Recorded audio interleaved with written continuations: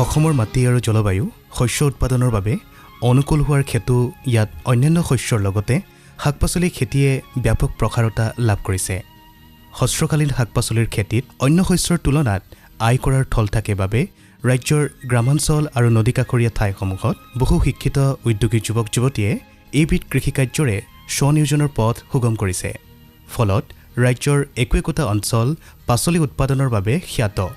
আৰু উক্ত ঠাইসমূহত গ্ৰাম্য অৰ্থনীতিৰ বুনিয়াদ তথা ব্যৱসায়িক কেন্দ্ৰ গঢ় লৈ উঠিছে। আজিৰ অনুষ্ঠানৰ জৰিয়তে আমি চিনাকি কৰাই দিব বিচাৰিছোঁ ডিব্ৰুগড় জিলাৰ কুতুহা অঞ্চলৰ তেনে কেইজনমান কৃষকক। এই প্ৰগতিশীল কৃষককেইজনে নিজৰ একাগ্ৰতা, কঠোৰ শ্ৰম আৰু অতি সুপৰিকল্পনাৰে বুঢ়ীদিহিং নৈৰ কাষত কৃষি বিপ্লৱৰ সূচনা কৰাৰ লগতে কৃষিৰ জৰিয়তে স্বাৱলম্বিতাৰ সুন্দৰ নিদৰ্শন দাঙি ধৰিবলৈ সক্ষম হৈছে। প্ৰথমে আমি যাত্ৰা কৰিছিলোঁ কুতুহা অঞ্চলৰ ৰায়গাঁৱৰ দুজন উদ্যোগী কৃষকৰ কাষলৈ।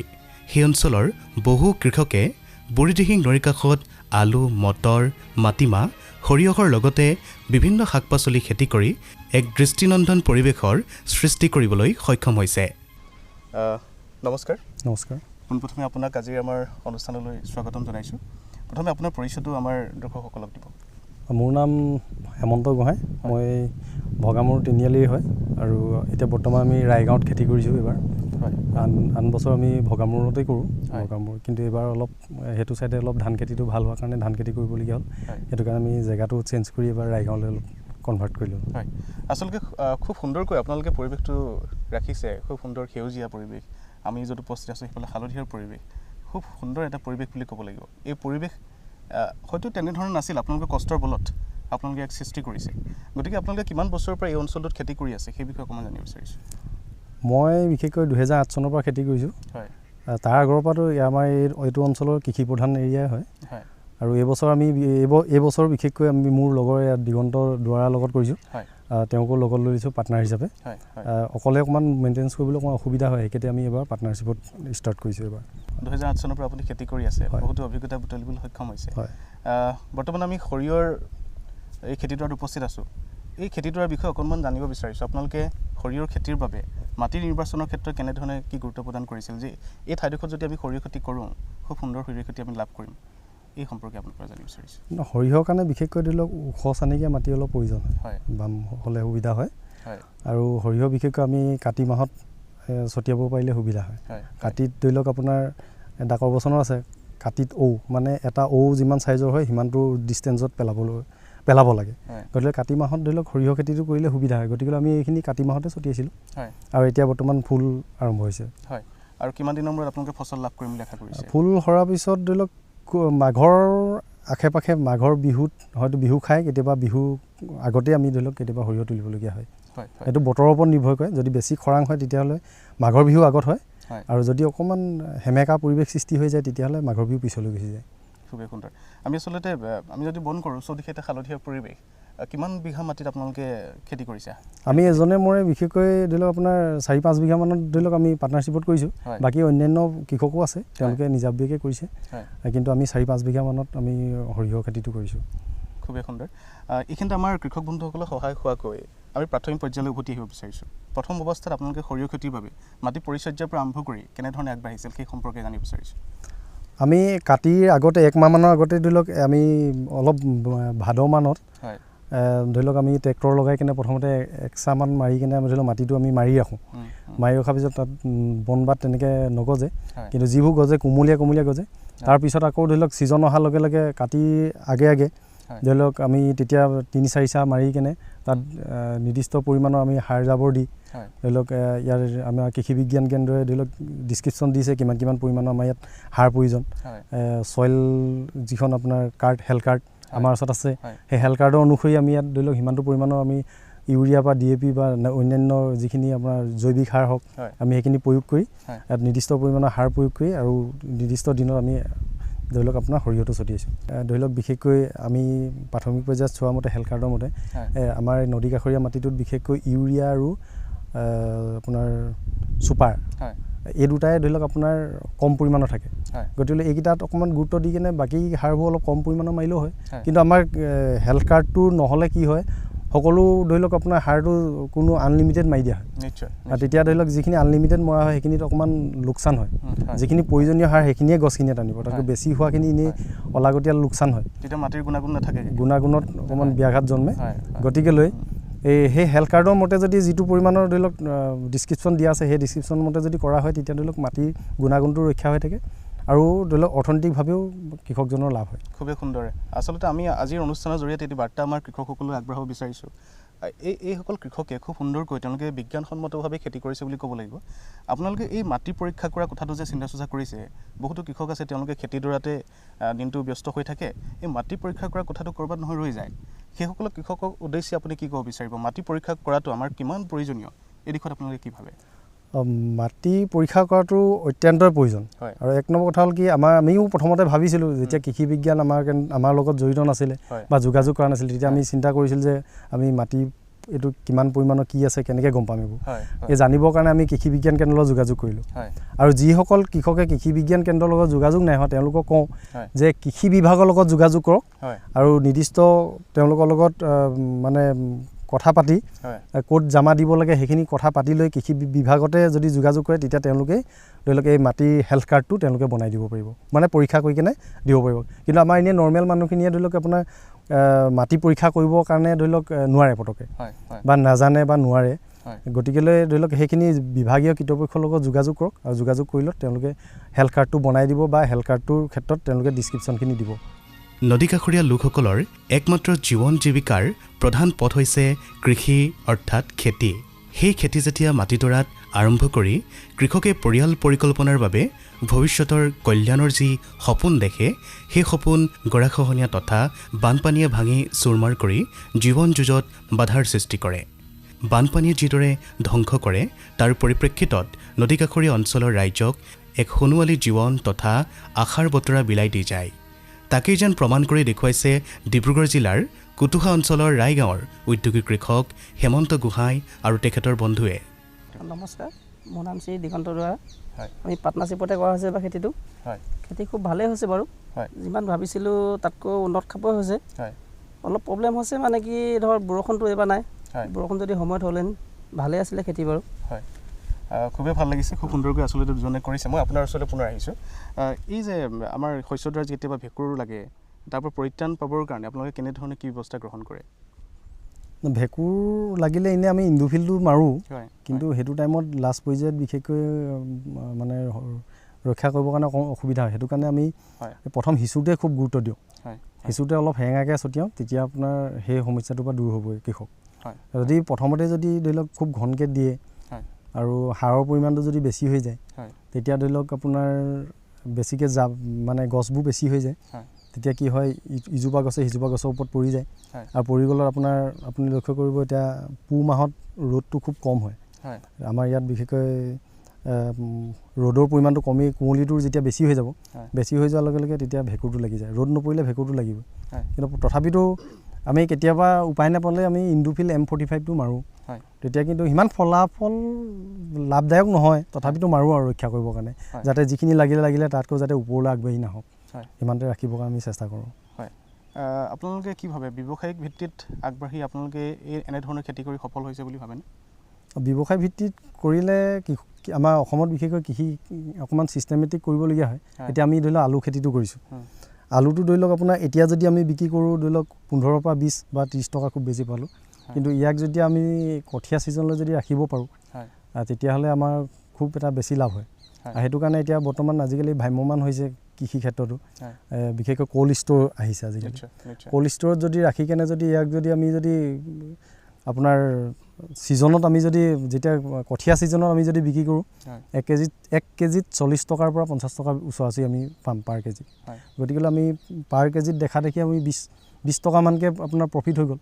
গতিকেলৈ আমি ব্যৱসায় ভিত্তিত কৰিবলৈ হ'লে ঠিক তেনেকুৱা ধৰণৰ ছিষ্টেমত কৰিব লাগিব আচলতে এইবাৰ খেতিৰ পৰা আপোনালোকে কেনেধৰণে আশা কৰিছে আমি এবাৰ আলুটোত আমি যোৱাবাৰ ক্ষেত্ৰতে আমি জানিব বিচাৰিছোঁ সৰিয়হ খেতি সৰিয়হ খেতিটো এবাৰ আমি ধৰি লওক পাৰ বিঘাত আমাৰ 2 কুইণ্টেল 10-15 ওলাব বুলি আমাৰ আশা ৰাখিছোঁ এবাৰ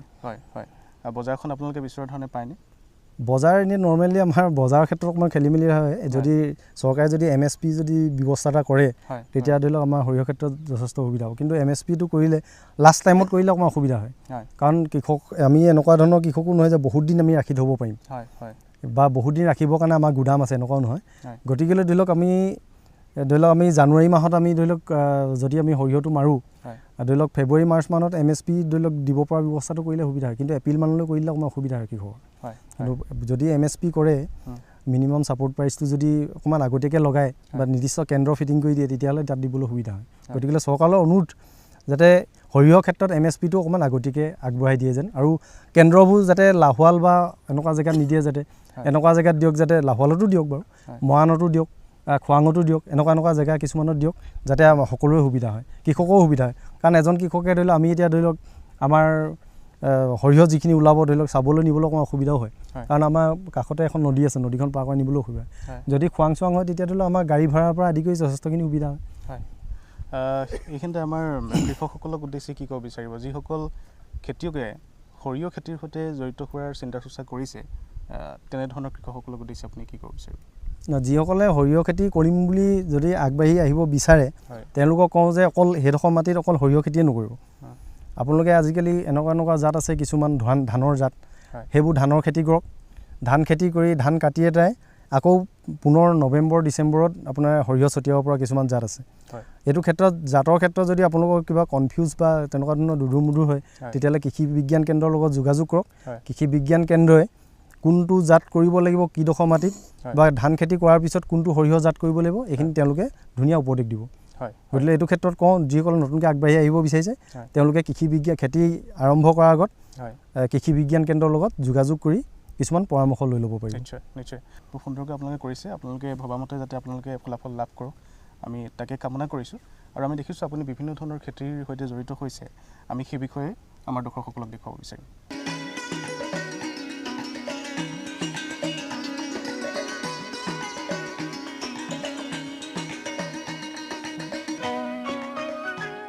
এতিয়া আপোনাৰ আলু খেতিডৰাত উপস্থিত আছোঁ অকণমান আপোনাৰ আলু খেতিডৰাৰ বিষয়ে জানিব বিচাৰিছোঁ আপোনালোকে কেনেধৰণে আগবাঢ়িছিল প্ৰাৰম্ভিক অৱস্থাৰ পৰা সেই বিষয়ে জানিব বিচাৰিছোঁ আলুটো এবাৰ আমি অলপ সঁচটো আমি বিশেষকৈ ঘৰুৱা সঁচো ব্যৱহাৰ কৰিছিলোঁ বাকী কোল্ড ষ্ট'ৰৰ পৰা আনিছিলোঁ আৰু আলু তলিৰ কাৰণে আমি প্ৰিপেৰেশ্যনটো খুব আগৰ পৰা আমি মাটিৰ প্ৰিপেৰেশ্যনটো চলাওঁ বিশেষকৈ ধৰি লওক আপোনাৰ বাৰিষা আমি ধান যেতিয়া ৰুওঁ তেতিয়া আমি দুচা এচাহ মাটিডৰাত মাৰি ৰাখোঁ ট্ৰেক্টৰে আৰু মাৰি ৰাখিলে কি হয় আলুৰ কাৰণে মাটিটো মানে বহুত দিনৰ আগৰ পৰা মানে মাৰি ৰাখিবলগীয়া হয় আমাৰ গাঁৱলীয়া ভাষাত মাৰি ৰখা বুলি কয় মাটিটো মাৰি ৰাখিবলগীয়া হয় আৰু মাৰি ৰাখিলে তেতিয়া কি হয় ইয়াত যি ভেঁকুৰ বা অন্যান্য কিবাকিবি ভাইৰাছজনিত হওক বা ধৰি লওক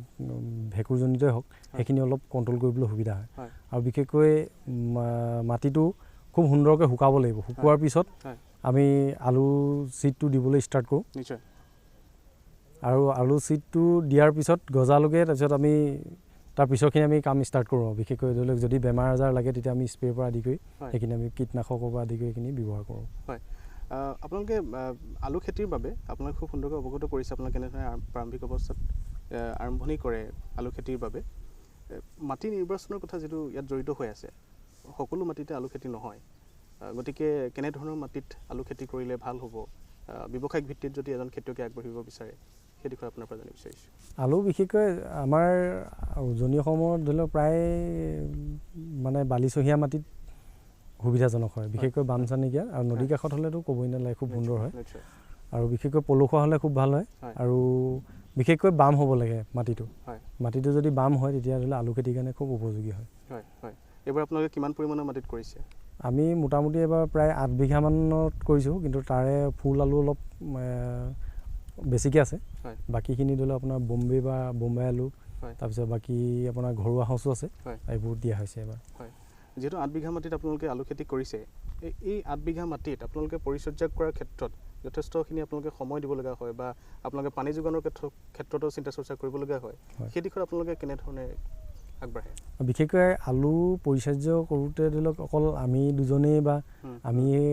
কৰাকেইজনেই অকণমান মেইনটেনেঞ্চ কৰিবলৈ অকণমান অসুবিধা হয় গতিকে আমি ওচৰে পাঁজৰে ধৰি লওক যি কাম কৰা মানুহ আছে তেওঁলোকক মাতি আনো আৰু তেওঁলোকৰ সৈতে কোৰো মাৰোঁ বা নিজেও মাৰোঁ আৰু এইবাৰ বিশেষকৈ আমি পাতিবোৰৰ মাজত ধৰি লওক আপোনাৰ সৰু জাতীয় এখন কপুটৰ টাইপৰ এখন ওলাইছে গতিকেলৈ আমি এইবাৰ সেই পাতিৰ মাজত সেই গাড়ীখন চলালোঁ গতিকে অকণমান মানে ৰিলেক্স হ'ল মানে অকণমান আৰাম হ'ল আমাৰ কাৰণে আৰু মাটি চপাবৰ কাৰণে আমি বিশেষকৈ মানুহ মাতি আনি চপাবলগীয়া হৈছে এইবাৰ কিন্তু আন কেইবছৰতকৈ অলপ হাজিৰা পৰিমাণটো অলপ কম হৈছে এতিয়া আপোনাৰ বীজৰ কথা লৈ আপোনালোকে আলু খেতিৰ বাবে কেনেধৰণে চিনাক্ত কৰিছিলে সেই বিষয়ে জনাওক বীজটো বিশেষকৈ আমাৰ ফুল আলুৰ বীজৰ ক্ষেত্ৰত বিশেষকৈ বেলেগ ধৰণৰ নাথাকে একেটা বীজেই থাকে ধৰি লওক ইয়াক ৰাখিব পৰাটোৱেই মেইন হ'ল কেপাচিটি আৰু চাবলৈ গ'লে কিন্তু এইবাৰ আমি ধৰি লওক কোল্ড ষ্ট'ৰৰ পৰা আনিলোঁ প্ৰায় 8 কুইণ্টেলৰ ওচৰা-ওচৰি 8-10 কুইণ্টেলৰ ওচৰা-ওচৰি আহিছে বাকী ঘৰৰ অলপ আপোনাৰ জাত আছিলে বাকী বোম্বাই আমি আলু ধৰি লওক এইটো কুফ্ৰি পখুৰাজটো আনি কিনে আমি কৰিছোঁ এবাৰ কোন জাতৰ কৰিছে বুলি ক'লে বোম্বাই আলুৰ যিটো কুফ্ৰি পখুৰাজটো আনি কিনে কৰিছোঁ আমি এই ফচলবিধ কৰাৰ পিছত আপোনালোকৰ কেনেধৰণৰ ফলাফল পাইছে কুফ্ৰি পখুৰাজটো আমাৰ বিশেষকৈ অসমৰ জলবায়ুত খুব সুন্দৰ হয় বিশেষকৈ আমাৰ আলু ছিজনত সেইটো আমি প্ৰডাকশ্যনো খুব সুন্দৰ পাইছোঁ প্ৰায় 30-ৰ পৰা 35 কুইণ্টেলৰ ওচৰা-ওচৰিকৈ বিঘাত আপোনাৰ প্ৰডাকশ্যন হয় কুফ্ৰি পখুৰাজটো আৰু আপোনালোকে এই 8 বিঘা মাটিত যাতে আলু খেতি সুন্দৰকৈ আগবাঢ়ে তাৰ বাবে সাৰ প্ৰয়োগ কৰিবলগীয়া হয় সেই সাৰ প্ৰয়োগৰ ক্ষেত্ৰত আপোনালোকে কেনেধৰণে আগবাঢ়ে হয় আমি বিশেষকৈ ইয়াত আমি প্ৰথম গৰু গোবৰটো আমি ইউজ কৰিছোঁ 1 নম্বৰ আৰু 2 নম্বৰ কথাটো হ'ল কি আমি ইয়াত যিটো পৰিমাণৰ সাৰ প্ৰয়োগ কৰিব লাগে সেইটো ছইল হেল্থ কাৰ্ডৰ মতে নিৰ্দেশৰ মতে আমি সেইটো পৰিমাণৰ সাৰটো মাৰিছোঁ ধৰি লওক আমাৰ ইউৰিয়াটো মাৰিবলগীয়া হৈছে অলপ ছুপাৰ মাৰিবলগীয়া হৈছে কম বেছি পৰিমাণে পটাছ বা অন্যান্য যিখিনি সাৰ মাৰিব লাগে সেইখিনি আমি মাৰিবলগীয়া হৈছে যিহেতু আপুনি অৱগত কৰিছে এটা বিশাল এৰিয়া 8 বিঘা মাটিত আপুনি আলু খেতি কৰিছে এফালে সৰিয়হ খেতি এফালে মাটিমাহৰ খেতি কৰিছে এই গোটেই খেতিডৰাত আপোনালোকে 2জন মানুহে চোৱা চিতা কৰিবলৈ প্ৰবন্ধ কৰাত অসুবিধা হৈ পৰে সেয়েহে আপোনালোকে আন 2জন মানুহকো আপোনালোকে ইয়াত জড়িত হোৱাৰ এটা সুবিধা প্ৰদান কৰিছে সেই বিষয়ে জানিব বিচাৰিছোঁ আপোনালোকে সময় অনুযায়ী কিমান মানুহ জড়িত কৰে আপোনালোকে খেতিডৰাত অকণমান জানিব বিচাৰিছোঁ আমাৰ বিশেষকৈ খেতিত 4-5জনমান মানুহ ৰেগুলাৰ থাকেই মানে কি ধৰি লওক আপোনাৰ এতিয়া আলু শেষ হৈ গৈছে এতিয়া লাহেকৈ মাহ তুলিবলৈ ষ্টাৰ্ট হ'ব এতিয়া তেতিয়া আমাৰ মাহ তোলা মানুহ লাগিব মাহৰ লগে লগে আকৌ সৰিয়হ আহিব সৰিয়হৰ লগে লগে আকৌ আলু আহিব আকৌ আমি মাহ খেতি কৰাৰ পিছত ধৰি লওক তাত আমি গোমধান খেতি কৰিম সৰিয়হ শেষ হোৱাৰ পিছত আমি তাত ভেন্দি বা অন্যান্য জাতীয় আমি খেতি কৰিম আলু শেষ হোৱাৰ লগে লগে বেঙেনা বা অন্যান্য জাতীয় আমি কৰিম গতিকে আমাৰ ইয়াত ৰেগুলাৰ আমি 2জন থকাৰ উপৰিঞ্চি 5জন মানুহ ৰেগুলাৰ ইয়াত প্ৰয়োজন সঁচাকৈ ভাল লাগিছে আপোনালোকৰ 2জনৰ লগতে আন কেইবাজনো লোক ইয়াত জড়িত হৈ তেওঁলোকে সংস্থাপনৰ এটা বাট পাইছে বুলি আমি ক'ব লাগিব নহয় জানো বাৰু আপোনাৰ আলু খেতি যি 8 বিঘা খেতি কৰিছে আপোনালোকে কেনেধৰণে আশা কৰিছে যে এইবাৰ আলু খেতিৰ পৰা আপোনালোকে কিমান ধৰণৰ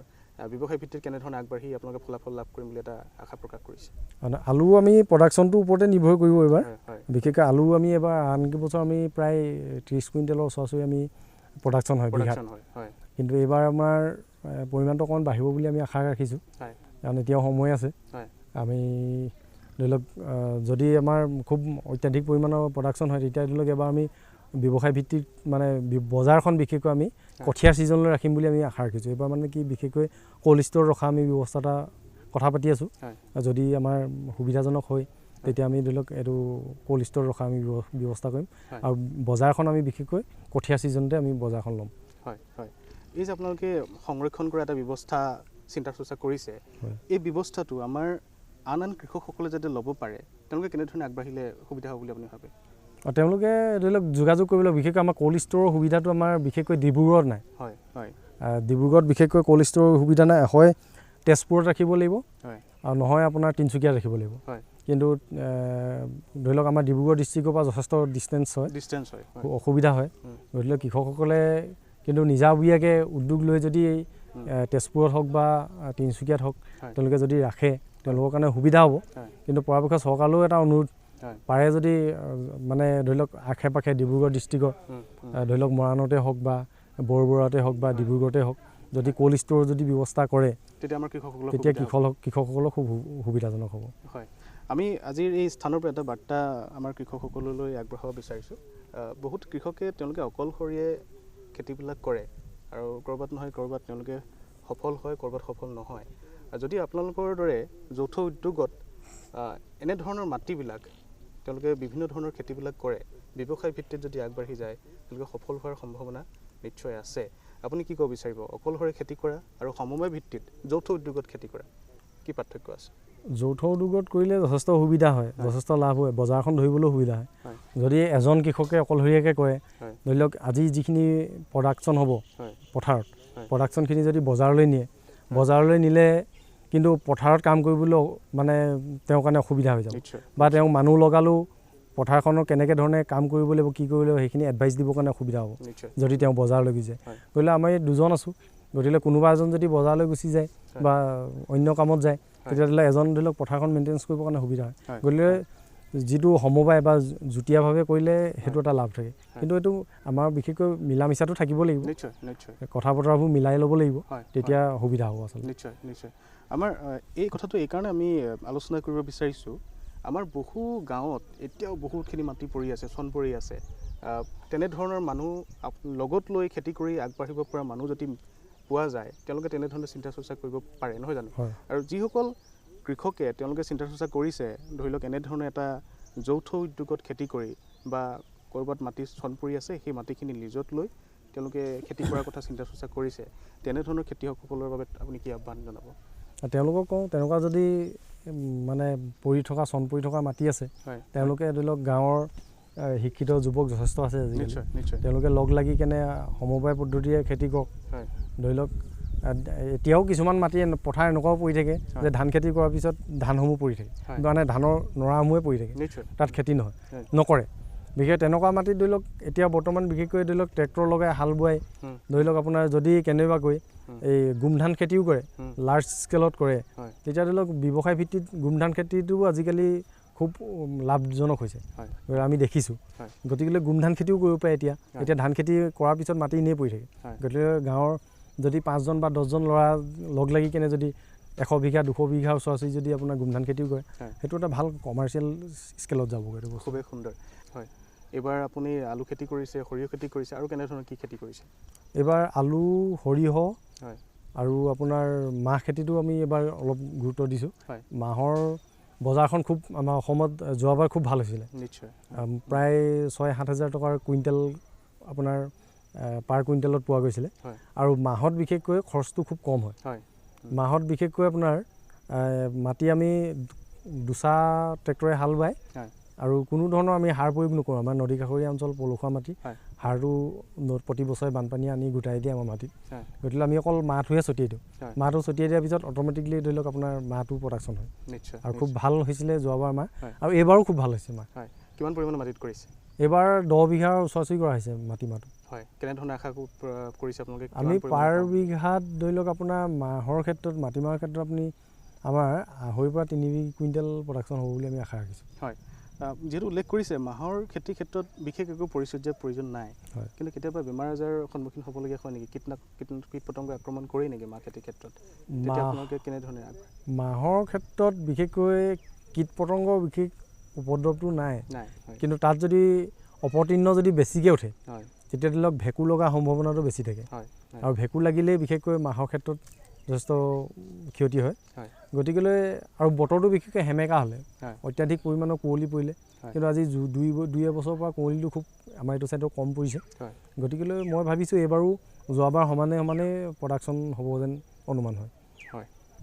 আপুনি খুব সুন্দৰকৈ আপোনাৰ কথাখিনি ব্যক্ত কৰিছে। আমি বুজিব পাৰিছোঁ আপোনালোকে বহু বছৰৰ অভিজ্ঞতাৰ বলত আপোনালোকে এনেধৰণে এটা পৰিৱেশ সৃষ্টি কৰিবলৈ সক্ষম হৈছে। ইয়াৰ বাবে আপোনালোকে প্ৰশিক্ষণ গ্ৰহণ কৰিছিল নেকি? প্ৰশিক্ষণ বিশেষকৈ কৃষি বিজ্ঞান কেন্দ্ৰই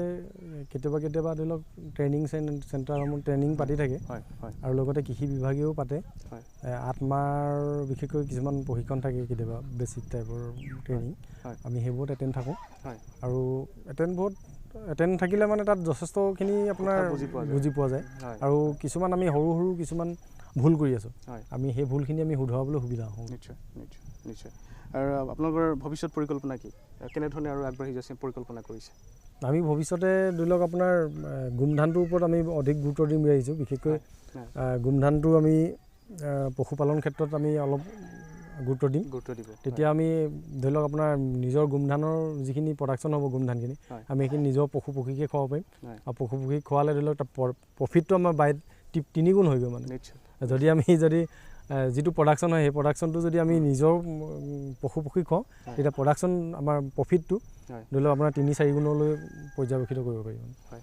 সঁচাকৈ ভাল লাগিছে আজিৰ অনুষ্ঠানৰ জৰিয়তে আপোনালোকৰ দৰে কৃষকসকলৰ সৈতে আলোচনা কৰি আপোনালোকৰ যি ভৱিষ্যত পৰিকল্পনা সেই পৰিকল্পনাবিলাক যাতে সাফল্যমণ্ডিত হওক আমি তাকে কামনা কৰিছোঁ আপোনালোক দুইজনে এক সুন্দৰ উদাহৰণ আমাৰ বিভিন্নজন দৰ্শকলৈ বিভিন্নজন উদ্যোগী কৃষকলৈ আগবঢ়াই দিছে তেওঁলোকেও যাতে এনেধৰণে আগবাঢ়ি আপোনালোকৰ দৰে সফলতা লাভ কৰিব পাৰে তাৰ এটি উদাহৰণ দাঙি ধৰাৰ বাবে আপোনালোকক ধন্যবাদ জ্ঞাপন কৰিছোঁ দুইজনকে আপোনালোকে এনেদৰে আগবাঢ়ি যাওক আৰু ভৱিষ্যতৰ সময়ত আমি পুনৰ লগ পাম আপোনালোকৰ পৰিকল্পনাৰ সৈতে আগবাঢ়ি যাওক আৰু যি সপোন আছে এই সপোনবিলাকো যাতে বাস্তৱায়িত হওক তাকে কামনা কৰি আপোনালোক দুইজনৰ পৰা আমি ইমানতে বিদায় লৈছোঁ ধন্যবাদ ধন্যবাদ এনেদৰে তেওঁলোকে সেউজী ধৰণীত সেউজী শস্যৰে ডিব্ৰুগড় জিলাৰ খোৱাং অঞ্চলৰ বৰিদিহিং নৈৰ দাঁতিত কৃষি বিপ্লৱৰ সূচনা কৰি এক নিদৰ্শন দাঙি ধৰিছে আনহাতে শাক পাচলি খেতিৰে জীৱিকাৰ পথ সুগম কৰিছে ডিব্ৰুগড় জিলাৰ কুতুখা অঞ্চলৰ ভগামুখ কোঁৱৰ গাঁৱৰ আন এজন উদ্যোগী কৃষক উমা সন্দিকৈয়ে কৃষি কৰ্মৰ জৰিয়তে স্বাৱলম্বী হোৱাৰ সপোন দেখা উদ্যোগী কৃষকজনে বৰ্তমান সময়ত তেখেতে জীৱনটোক সুন্দৰভাৱে আগুৱাই নিবলৈ সক্ষম হৈছে বুলি আমাক জানিবলৈ দিয়ে প্ৰথমতে আপোনাৰ পৰা এই অঞ্চলটোৰ বিষয়ে জানিব বিচাৰিছোঁ ইয়াত কেনেধৰণৰ কি খেতি কৰা হয় খেতিসকলে কেনেধৰণে আগবাঢ়ি গৈছে সেই বিষয়ে আমাৰ দৰ্শকসকলক জনাওক আমাৰ ধৰি লওক এই মুখৰ আগৰ ৰিংবাটোত যে যিটো দেখিছে হয় হয় এইটো কেনেবাকৈ যদি পানী বেছি যদি হৈ পিনে যদি ছিগাই মেলা হয় তেতিয়া আমাৰ দ খেতিটো নহয় হয়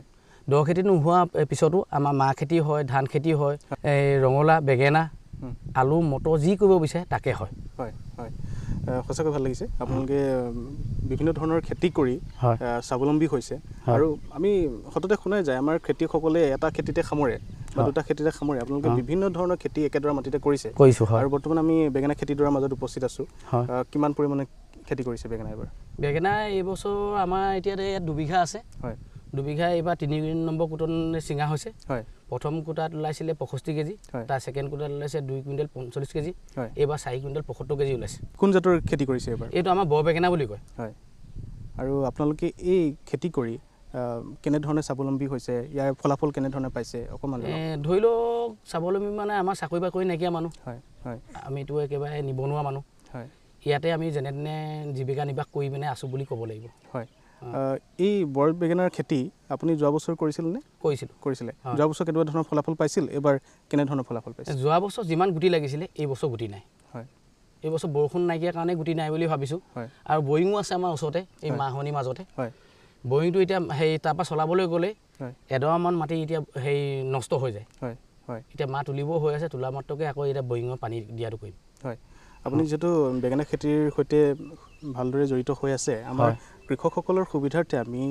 আপোনাৰ প্ৰাথমিক অৱস্থাৰ পৰা বেঙেনা খেতিৰ ক্ষেত্ৰত কেনেধৰণে আগবাঢ়িলে ভাল হ'ব সেই সম্পৰ্কে জানিব বিচাৰিছোঁ যদি মাটিডৰাত যদি প্ৰথম যদি সাৰ মাৰি লয় হয় তেতিয়া আপোনাৰ বেমাৰটো বেছি লাগে কিন্তু ব্লাইট বেমাৰ বুলি কোৱা শুনিছোঁ দেই নামটো হয় কিন্তু আগত কি বেমাৰ খালি কি কথা নাজানো মানে এটা তল চাইডৰ পৰা মানে ভেঁকুৰ উঠি পিনে গেলি আহে যদি সাৰ চাৰ নিদিয়ে আপুনি গছৰ পুলিটো যদি অকণমান ডাঙৰ হ'বলৈ ইমানটো মানলৈ দিয়ে তেতিয়া যদি গুৰিত যদি সাৰ ৰিং হিচাপত যদি দিয়ে তেতিয়া আপোনাৰ মানে বেমাৰটো নালাগে সেই প্ৰশিক্ষণৰ হিচাপতে আমি খেতিটো কৰিছোঁ হয় এই খুব সুন্দৰ এটি বাৰ্তা প্ৰেৰণ কৰিছে আমাৰ যাতে খেতিয়কসকলে যাতে তেওঁলোকে খেতি আৰম্ভ কৰিলে সাৰ প্ৰয়োগ কৰিবলৈ আৰম্ভ কৰি দিয়ে আৰু কোন সময়ত কেনেধৰণে সাৰ প্ৰয়োগ কৰিব লাগে সেই কথাটো জনাটো আটাইতকৈ প্ৰয়োজনীয় কথা এই আপোনালোকে প্ৰাথমিক অৱস্থাত মাটি চহ কৰাৰ পৰা আৰম্ভ কৰি জাত নিৰ্বাচনৰ পৰা আৰম্ভ কৰি কেনেধৰণে আগবাঢ়ে কেনেধৰণে জাত নিৰ্বাচন কৰে বা পুলিবাৰী কেনেদৰে প্ৰস্তুত কৰে সেই কথাখিনি আমি এতিয়া ধৰি লওক এতিয়া বেঙেনা লাগিছে গছত হয় হয় আমি যিটো বেঙেনা ভাল দেখিম হয় ই তলৰ গুৰিত পৰা লাগিছে হয় তাকহে আমি কঠীয়াৰ কাৰণে ৰাখোঁ নিশ্চয় নিশ্চয় যদি আগত যদি ৰাখে সদায় আগতহে বেঙেনা লাগিব গছজোপা সদায় সবল হ'ব হয় হয় কিন্তু তেনেকুৱা বেঙেনা ফলটো প্ৰায় নধৰে হয় হয় গুৰি বেঙেনা গুটিটো কম ওলায় আৰু আগলি বেঙেনা গুটিটো বেছি ওলায় হয় এটা বেঙেনাৰ পৰা আন এটা বেঙেনাৰ আমি দূৰত্ব দেখা পাইছোঁ ইয়াৰ বিশেষ কাৰণ আছে নেকি এজোপা বেঙেনা কম হিচাপেও ধৰি লওক 2.5 ফুট 3 ফুট আঁতৰত হ'ব লাগে হয় হয় তেতিয়া মানে গছজোপা লাগিব নালাগে হয় তেতিয়া বেঙেনাটো বেছি লাগে হয় যদি গছে যদি লাগি যায় বেঙেনা কলিটো বগা হৈ যায় হয় আৰু তাৰ ৰংটো ডিছকালাৰ হয় ডিছকালাৰ হোৱাৰ লগে লগে বজাৰত বিক্ৰী কৰিবলৈও দিগদাৰ হয় হয় আচলতে এজোপা গছ বৃদ্ধি হ'বলৈ যিমানখিনি ঠাইৰ প্ৰয়োজন সেই অনুপাতে আমি দূৰত্বটা ৰাখিব লাগে এতিয়া আপুনি দেখিছেই ধৰি লওক এয়া 2 ফুটৰ ওপৰত আপতে হ'ব হয় হয় 2.5 ফুট মানৰ ওচৰাচৰি হ'ব এটা খলত হয় আৰু পুলিটোও আছে তেনেকুৱা 3 ফুটৰ ডিষ্টানে আছে হয় তেনেকুৱা হিচাপতে ৰুব লাগিব হয় ই যিমানে হেঙা হৈ থাকিব তাৰ বেঙেনাটো কলিটো বগা হৈ নাযায় সি সেউজীয়াহে হ'ব আজিকালি বজাৰত সদায় ভাল বস্তুটোহে বিচাৰে কিন্তু দৰৱ দি খেতি কৰিছে নে কি দি খেতি কৰিছে কোনো নুৰুদে নিশ্চয় নিশ্চয় বাৰু এইখিনিতে আমি আপোনাৰ ৰঙালাও খেতিডৰাৰ মাজলৈ যাব বিচাৰিছোঁ আপুনি যিহেতু খুব সুন্দৰকৈ ৰঙালাও খেতিও কৰিছে আমাৰ দৰ্শকসকলক ৰঙালাও খেতিখিনি সম্পৰ্কে অকণমান অৱগত কৰিব বিচাৰিছোঁ আপুনি কিমান পৰিমাণৰ মাটি ৰঙালাও খেতি কৰিছে সেই সম্পৰ্কে প্ৰথমতে জানিবলৈ বিচাৰিছোঁ এই বছৰ মাটি অকল আপোনাৰ ধৰি লওক আধা বিঘাতকৈ অকণমান বেছি হ'ব হয় হয় ইয়াত সীমাকণে কৰা আছিলে হয় আগত এবিঘা 1.5 বিঘামান কৰিছিলোঁ তাৰ ৰঙালাও বিক্ৰী কৰি মেলি আজৰি হয় হয় আৰু ৰঙালাও খেতি আমি খুব এবাৰ ভাল দেখিছোঁ এবাৰ কোন জাতৰ ৰঙালাও খেতি কৰিছে আমি চাকাটা ৰঙালাওৱে খেতি কৰোঁ হাইব্ৰিড হয় হয় ব্যৱসায় ভিত্তিত আগবাঢ়িবলৈ হ'লে আমাৰ কৃষকসকলে কোন জাতৰ ৰঙালাও জাত চিনাক্ত কৰিলে লাভান্বিত আপোনাৰ ধৰি লওক আগতীয়া হ'লে চাকাটা অলপ শেহতীয়া হ'লে অৰ্জুনা হয় হয় ইয়াৰ পাৰ্থক্য কেনেধৰণৰ এই চাকাটাৰ ক্ষেত্ৰত হওক বা অৰ্জুনাৰ ক্ষেত্ৰতে হওক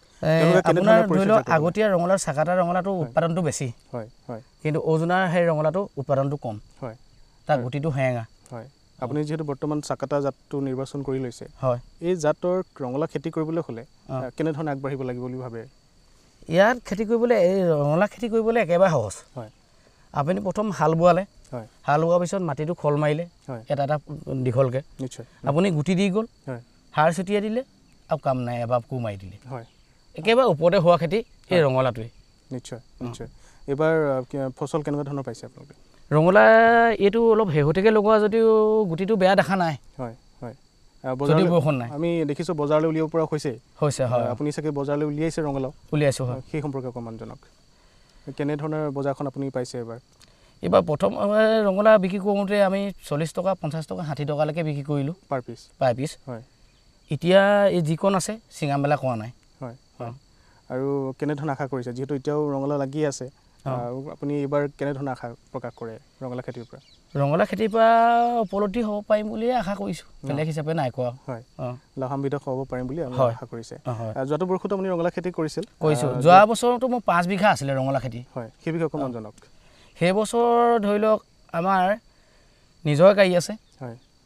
মই সপ্তাহত 2 দিন বজাৰলৈকে গৈছিলোঁ হয় হয় এগাড়ী অকল মাল লৈ পিনে লেজাই দেৱানবাৰী বজাৰ এখন শুনিছে হয় সেয়াত আমাক পোনা বুলি ক'লে আৰু উমা দিহিঙীয়া বুলি ক'লে তাত চিনি নাপাবলৈ কোনো মানুহ নাই নিশ্চয় নিশ্চয় খেতিয়কৰ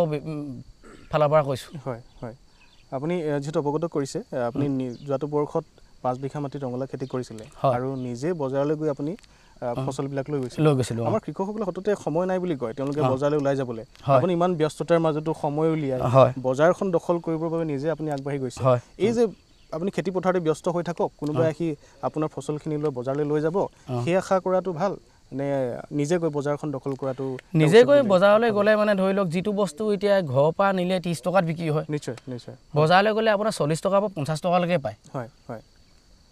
এই সন্দৰ্ভত আপোনাৰ কৃষকসকলক উদ্দেশ্যে আপুনি কি ক'ব বিচাৰিব আমি কেনেধৰণৰ সময়খিনি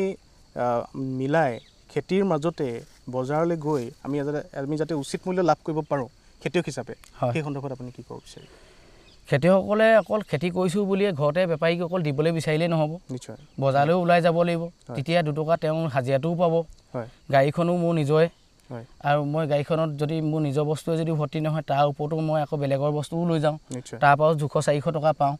মোৰ তেনেকৈয়ে ধৰি লওক তেলৰ খৰচাটো যদি ওলায় মোৰ ঘৰৰ বস্তুটো প্ৰফিটতে যায় সেই তেনেকুৱা হিচাপতে মই বেপাৰটো কৰোঁ খুব সুন্দৰ এটি বাৰ্তা আপুনি প্ৰেৰণ কৰিছে আমি আশা কৰিছোঁ আমাৰ যিসকল দৰ্শকে বা আমাৰ উদ্যোগী কৃষকসকলে আজি অনুষ্ঠানটো চাই আছে আমি তেওঁলোকলৈ এতিয়া আহ্বান জনাম তেওঁলোকো খেতিপথাৰত ব্যস্ত হৈ থাকক এই ব্যস্ততাৰ মাজতে অকণমান সময় উলিয়াই তেওঁলোকে যাতে নিজে বজাৰলৈ যায় আমি যি সতত এটা কথা আলোচনা হয় আমাৰ কৃষকসকলে ভবামতে বজাৰখন পোৱা নাই আৰু যিখন বজাৰ তেওঁলোকে আশা কৰে সেই বজাৰখন তেওঁলোকে যদি নিজে আগবাঢ়ি যায় তেওঁলোকে নিশ্চয় সেই বজাৰখন দখল কৰিব পাৰিব নহয় জানো এইখিনিতে আমাৰ যিসকল আজি উদ্যোগী কৃষকসকলে বা আমাৰ কৃষক ৰাইজে চাই আছে তেওঁলোকক উদ্দেশ্যে কি ক'ব বিচাৰিব যে আমি আমাৰ খেতিখিনিক আমাৰ অসমৰ কৃষি ক্ষেত্ৰখনক অনাগত সময়ত আমি সকলোৱে মিলি কেনেধৰণে আগবঢ়াই লোৱা যোৱাটো উচিত বুলি আপুনি ভাবে এজন কৃষক হিচাপে আপুনি যেনেকৈ খেতিডৰা কৰিছে ময়ো কৰিবলৈ চেষ্টা কৰিব লাগিব মই বুদ্ধি জনা নাই তেওঁৰ পৰা বুদ্ধিটো শিকিব লাগিব দিহা পৰামৰ্শ ল'ব লাগিব তেতিয়াহে আমি উপকৃত হ'ব পাৰিম কিন্তু মোক যদি খেতি কৰা দেখি আনে যদি অন্যায় কৰে তেতিয়ানো খেতিনো ক'ৰ পৰা আগবাঢ়িব আমি তেনেধৰণেই ধৰি লওক নিজকে নিজে কষ্ট দি পিনে আমি আগবাঢ়িব যাবলৈহে বিচাৰিছোঁ হয় বেলেগ হিচাপে একো বিচৰা নাই হয় উমানগৰী এইখিনিতে আমি জানিব বিচাৰিছোঁ খুব সুন্দৰ এটি কথাই আপুনি অৱগত কৰিছে আৰু যিহেতু আপুনি কথাৰ মাজতে অৱগত কৰিছিলে খেতি কৰি আপুনি এখন গাড়ী ল'বলৈ সক্ষম হৈছে হয় খেতি কৰি আপুনি এখন নহয় মোৰ দুখনকৈ গাড়ী ল'বলৈ সক্ষম হৈছে খুব সুন্দৰ এটি বাৰ্তা আপুনি প্ৰেৰণ কৰিছে এই বিষয়ে জনাওকচোন আপুনি খেতিৰ জৰিয়তে নিজকে স্বাৱলম্বী কৰিছে আনকো স্বাৱলম্বী কৰাৰ এটা পথ প্ৰশস্ত কৰি বাট দেখুৱাইছে সেই বিষয়ে অকণমান জনাওক আপুনি কেনেকৈ আগবাঢ়িল এনেদৰে প্ৰথম অৱস্থাত মই ছেকেণ্ড হেণ্ড গাড়ী এখন লৈছিলোঁ হয় তাকো সেই তিনিচুকীয়া লাইপুলিৰ পৰা হয় কাগজ পত্ৰ একো নাই 60,000 টকাত মাত্ৰ লৈছিলোঁ হয় লৈ এনেকুৱা এটা উপকৃত হ'লোঁ সেইখন গাড়ীৰ পৰা হয় প্ৰথম বছৰ বেগেনা কৰিছিলোঁ মই 6 বিঘা হয় 6 বিঘা বেগেনা কৰি মই সপ্তাহত 5 বাৰ যাব লাগে হয় লেজাই বজাৰ যাওঁ হয় বুধবিয়া বজাৰ যাওঁ বৰবুৱা বজাৰ যাওঁ হয় এইফালে নিতাই পুখুৰী বজাৰ যাওঁ হয় নিতাই পুখুৰী বৃহস্পতিবাৰ বহে হয় লেজাইত আপোনাৰ শনিবাৰ মঙলবাৰে বহে সেই দুদিনত যাওঁ বুধবাৰ দিনাখন যাওঁ আকৌ দেওবাৰ বৰবুৱা বজাৰলৈ যাওঁ হয় তেনেকেই ভগৱানে চকু মেলি চালে হয় এইখিনিতে আমি আপোনাৰ ঘৰখনৰ বিষয়ে অকণমান জানিব বিচাৰিছোঁ আপোনাৰ ঘৰত কোন কেনেকৈ আছে আমাৰ ঘৰত মা দেউতা হয় মোৰ ল'ৰাটো হয় আৰু মোৰ ফেমিলি ধৰি লওক হয় তেওঁলোক পঢ়া শুনাত আগবাঢ়ি গৈছে হয় মোৰ ল'ৰাটো BA পাছ হয় হয় সঁচাকৈ ভাল লাগিছে খেতিৰ জৰিয়তে আপুনি এনেধৰণৰ এটা পৰিৱেশ গঢ় দিবলৈ সক্ষম হৈছে আপুনি এনেদৰে আগবাঢ়ি যাওক আমি তাকে কামনা কৰিছোঁ লগতে আপুনি খেতিডৰাক যেনেধৰণে আপুনি কৰিছে ইয়াৰ নিশ্চয় এটা ভৱিষ্যতে আৰু কিবা ধৰণৰ ভাবি থৈছে নিশ্চয় আৰু বহলভাৱে কৰাৰ চিন্তা চৰ্চা কৰিছে ভাবিছোঁ সেই বিষয়ে অকণমান জনাওক ভাবিছোঁ যে অহা বছৰ এইবছৰ মই বেঙেনা মোৰ প্ৰায় 10 বিঘামান লগোৱাই হেৰি এটা আছিলে আইটেম এটা আছিলে কিন্তু মই লগাব নোৱাৰিলোঁ সেইটো টাইমত মোৰ এনেকুৱা দিগদাৰ এটা আহি গ'ল ঘৰত ফেমিলিও গা ভাল নাই মাও গা ভাল নাই মেডিকেল অহা যোৱা কৰিবলগীয়া হ'ল বেঙেনা পুলি বহুত লোকক দি দিলোঁ বহুত দিলোঁ হাজাৰ পুলি দি দিলোঁ লোকক নহ'লে মই 10 বিঘা আইটেমেই লৈছিলোঁ এইবোৰ মাটি খেতি কৰিলোঁ দ খেতি কৰিলোঁ ধানেই নহ'ল মিছামিছি এনেই ট্ৰেক্টৰ খৰচা কৰিলোঁ আৰু অনাগত সময়ত যিহেতু আপুনি ভবামতে এবাৰ ফচল লাভ নকৰিলে ভৱিষ্যতে আপুনি নিশ্চয় পৰিকল্পনা কৰিছে আপোনাৰ কৃষি ক্ষেত্ৰখনক আৰু অধিক আগবঢ়াই লৈ যোৱাৰ আৰু বিভিন্ন ধৰণৰ শস্য খেতি কৰা আপুনি পৰিকল্পনা কৰিছে সেই বিষয়ে অকণমান জনাওক অহাবাৰ ভাবিছোঁ বন্ধাকবি ফুলকবি আৰু বেঙেনা আৰু ৰঙালাও এই কেইবিধেই কৰিম বুলি ভাবিছোঁ আৰু বেলেগ মই আলু চালু খেতি নকৰোঁ বুলি ভাবিছোঁ আলু খেতিত বহুত কষ্ট আছে আৰু বহুত বেমাৰ বেছি তাৰ ব্লাড বেমাৰটো খুব বেছি লাগে কেনেধৰণৰ বেমাৰ লাগে অকণমান আমাৰ কৃষক ৰাইজক কৈ দিওঁ ব্লাড বেমাৰটো এনেকুৱা হয় বৰষুণ যদি হোৱাৰ লগে লগে সি গুৰি ফালৰ পৰা গেলি আহে আগটো লেৰেলি কোচ খাই সোমাই গুচি যায় আৰু যদি সেইজোপা গছ যদি আগটো কোচ খাই যদি সোমাই গুচি যায় আৰু সেইজোপা গছৰ পৰা আপুনি ফচল নাপায় তেনেকুৱা যদি হৈয়ে থাকে আমি এতিয়া আলু খেতিটো কৰা বন্ধ কৰি দিয়েই ভাল আছে খুব সুন্দৰকৈ আপোনাৰ মনৰ কথাখিনি অৱগত কৰিছে আপুনি কেনেদৰে খেতিত আগবাঢ়ি গৈছে খেতিৰ জৰিয়তে এটা সুন্দৰ জীৱন আপুনি অতিবাহিত কৰিবলৈ সক্ষম হৈছে সেই বাৰ্তা আমাক আজি অনুষ্ঠানৰ জৰিয়তে প্ৰেৰণ কৰিছে আৰু আপুনি যি পৰিকল্পনা কৰিছে অহা বছৰলৈ সেয়া যাতে বাস্তৱায়িত হওক আমি তাকে কামনা কৰিছোঁ পুনৰবাৰ আপুনি ইমানখিনি সময় আমাক দিয়াৰ বাবে অশেষ ধন্যবাদ কোৱা হয় একাগ্ৰতা সততা আৰু ধৈৰ্য হৈছে স্বাৱলম্বনৰ প্ৰথম কেঁচা সামগ্ৰী সৰুৰে পৰা কৃষি কাৰ্যৰ প্ৰতি ধাউতি থকা আদৰ্শ কৃষক উমা সন্দিকৈয়ে একাগ্ৰতা আৰু অধ্যৱসায়ৰ বলত কৃষি ক্ষেত্ৰখনত তেখেতৰ কৰ্মৰ জৰিয়তে এটি উদাহৰণ দাঙি ধৰিবলৈ সক্ষম হৈছে আমাৰ কৃষকসকলৰ উদ্যম আৰু পৰিশ্ৰমী মানসিকতা বিজ্ঞানসন্মত পদ্ধতি আৰু বিভাগীয় বিষয়া কৰ্মচাৰী বা অভিজ্ঞজনৰ সহযোগিতা থাকিলে অসমতো কৃষি বিপ্লৱে গা কৰি উঠিব যাৰ দ্বাৰা উপকৃত হ'ব আমাৰ নৱপ্ৰজন্ম চাকৰিমুখী হোৱাৰ বিপৰীতে কৃষিৰ দ্বাৰা আত্মনিৰ্ভৰশীল হ'ব পাৰিব সেয়েহে আমি কিছু কথা জানিব বিচাৰিছিলোঁ কুতুহা অঞ্চলৰ এজন কৃষি পৰামৰ্শদাতা পবিত্ৰ দাধৰাৰ পৰা নমস্কাৰ পোনপ্ৰথমে আপোনাক আজি আমাৰ অনুষ্ঠানলৈ স্বাগতম জনাইছোঁ যেহেতু আপোনালোকৰ এই অঞ্চলটোত আপুনি কৃষি বিপ্লৱৰ সূচনা কৰিবলৈ সক্ষম হৈছে এই গোটেই কথাখিনি আমাৰ দৰ্শকসকলক এবাৰ জনাব নেকি নমস্কাৰ মই 2011 চনৰ পৰা তাৰ আগতে মই 2008 চনত মই ৰিটায়াৰ হৈছোঁ আৰ্মিৰ পৰা আৰ্মি ছাৰ্ভিচ কৰিছিলোঁ তাৰপিছত মই কৃষকৰ কামত লাগিলোঁ বহুতখিনি কাম এনেকৈ কৰোঁতে মেলোঁতে কৃষি বিজ্ঞান কেন্দ্ৰৰ লগত জড়িত হৈ গ'লোঁ কৃষি বিজ্ঞান কেন্দ্ৰৰ যিসকল বৈজ্ঞানিক আছে তেওঁলোকৰ লগত মই সম্পূৰ্ণভাৱে এনেধৰণে মিলি থৈ গ'লোঁ তেওঁলোকে মানে মোৰ এৰিবই নিবিচৰা নিচিনা হ'ল প্ৰতিটো ক্ষেত্ৰতে মই ৰবি শস্যৰ পৰা ধৰি কিনে মই খাৰিফলৈকে সকলোখিনি কাম কৰিলোঁ কেনেধৰণে কি কৰিব লাগে কি ধৰণে কি কৰিব লাগে তাৰপিছত মই এটা চিন্তা কৰিলোঁ যে মই যাওঁ যিবিলাক মিটিঙত যাওঁ যিবিলাক হেৰিত গোটেই কথাবিলাক কওঁ তাৰপিছত মই চিন্তা কৰিলোঁ মোৰ অঞ্চলত মই কিয় এইটো নকৰোঁ মই নিশ্চয় পাৰিম মোৰ কৃষকসকল আছে মই এই অঞ্চললৈ আহিলোঁ ফাৰ্ষ্ট টাইম এই অঞ্চলত মই মোবাইলাইজ কৰিলোঁ বস্তুটো এটা এটা জেগা লওঁ এই বছৰ বোলে ইয়াত কৰিছোঁ কৃষি বিজ্ঞান কেন্দ্ৰৰ থ্ৰুৱেদি সেইখিনি কৰোঁ তাৰপিছত আকৌ নেক্সট বছৰ বোলে বেলেগ এডোখৰ লৈছোঁ তাৰ মানুহখিনিও জানো আকৌ নেক্সট বেলেগ এডোখৰ তেনেকুৱাকৈ মোবাইলাইজ কৰি মই কৃষি বিজ্ঞানসকলৰ মাজেদি কেনেধৰণে মানুহে জানে তেওঁলোকক যে আমাৰ যে কেৱল আমাৰ মানুহবিলাকে নাজানে কিছুমান কথা যে এগ্ৰিকালচাৰ কি কৰে আৰু কৃষি বিজ্ঞান কেন্দ্ৰ কি কৰে ঠিক তেনেকুৱা এটা কথা লৈ মই গোটেই কথাবিলাক তেওঁলোকৰ মাধ্যমেদি ইয়াৰ মাজত সোমোৱাই দিয়া হ'ল গাঁৱৰ মাজেদি সোমোৱাই দিলোঁ বুলি মই ক'ব নাপায় যদিও তথাপিতো মই মোৰ হেৰিয়ত তেওঁলোক আহিলে তেওঁলোকক ফুৰাওঁ মেলো এইবিলাক দেখাওঁ তেওঁলোকে কিমান ধুনীয়াকৈ কথাবিলাক কয় আৰু শেষত গৈ থৈ মোৰো এটা ইমানেই এক্সপিৰিয়েঞ্চ হৈ গ'ল যে ময়ো যেন তেওঁলোকে নিজে কৈ দিয়ে যে আপুনি আৰু কৃষি বিজ্ঞানীতকৈ কম নহয় তেনেকুৱা এটা মোক তেওঁলোকে নিজেও মানে বাইক দিয়ে কিছুমান ক্ষেত্ৰত মই কৰোঁ আৰু মোৰ এই মানুহখিনি এতিয়া আজি উমা দিহিঙীয়া বা হেমন্ত ফাৰ্ষ্ট টাইম মই হেমন্তক লৈছিলোঁ হেমন্ত একেবাৰে সৰু ল'ৰা আছিল তেতিয়া মই কৰোঁতে তাৰ দেউতাকৰ লগত কৰিছিলোঁ তেওঁ দেউতাকৰ লগত কৰি কিনে মই কিছুমান খেতি কৰিছিলোঁ আমাৰ কৃষি বিজ্ঞান কেন্দ্ৰৰ কোঅৰ্ডিনেটৰ ভট্টাচাৰী ছাৰ আহিছিলে তেওঁ মোক এনেকেই আপোনালোকে যিধৰণে এতিয়া বাইক লৈছে ঠিক তেনেকৈ তেওঁ মোক বাইক লৈছিলে যে আপুনি এজন আৰ্মি ছাৰ্ভিচ কৰা মানুহ হৈ কেনেধৰণে ইমানবিলাক কি শিকিলে কেনেধৰণে শিকিলে এই খেতি কৰিবলৈ মই তেতিয়া তেওঁক কৈছিলোঁ যে আমি কেজুৱেল লিভ হিচাপে এমাহ পাওঁ 20 দিন আমি ছুটি একেলগে আহিবলগীয়া হয় আৰু 10 দিন আমাৰ ছুটি নাযায় আমি তেতিয়া মই কি কৰোঁ মই সেই ছুটি 10 দিন লৈ কিনে মই ওচৰ পাজৰ কেতিয়াবা হাৰিয়ানাৰ লগৰ ল'ৰাৰ লগত কেতিয়াবা UP লগৰ ল'ৰাৰ লগত কেতিয়াবা পাঞ্জাৱ এনেকুৱাবোৰ তেওঁলোকৰ লগত গৈ কিনে তেওঁলোকৰ খেতিলৈহে যাওঁ তাত মই কিছুমান দেখিলোঁ তাত যিবিলাক ভাল লাগে কৃষিবিলাক দেখি আৰু আমি ছুটি কাটোঁ দুমাহ কটাৰ পিছত দুমাহত কি কৰিলোঁ কি নকৰিলোঁ আমি এইবিলাক কথা লওঁ যে কোনে কি কৰিলে যদি হাৰিয়ানাজন হয় তেওঁ কেনেধৰণে কি কৰিলে এবাৰ ঘেঁহুত কি কৰিলে আপোনালোকে খেতি সম্পৰ্কে আলোচনা কৰিলে এইবিলাক আলোচনা হয় মহাৰাষ্ট্ৰ হ'ল তেওঁ কপাহত কি কৰিলে আলুত কি কৰিলে পিঁয়াজত কি কৰিলে পঞ্জাৱৰ হ'ল ধানত কেনেকুৱা নহয় এনেকুৱাবিলাক বহুত ভাগে ভাগে আৰু ভাল লাগে তেওঁলোকক কথাবিলাক শুনি তেওঁলোকে যথেষ্টখিনি আগবঢ়োৱা তেতিয়া মোৰ গাঁও মোৰ অসমখনলৈ মনত পৰে আৰু মোৰ অসমখনততো ইয়াতকৈ বেছি সম্ভাৱনা আছে একেবাৰে আমাৰ অসমততো বেছি সম্ভাৱনা য'ত নেকি তাত পানী এটোপা নাই পানী এটোপাৰ কাৰণে ইমান হাহাকাৰ কিন্তু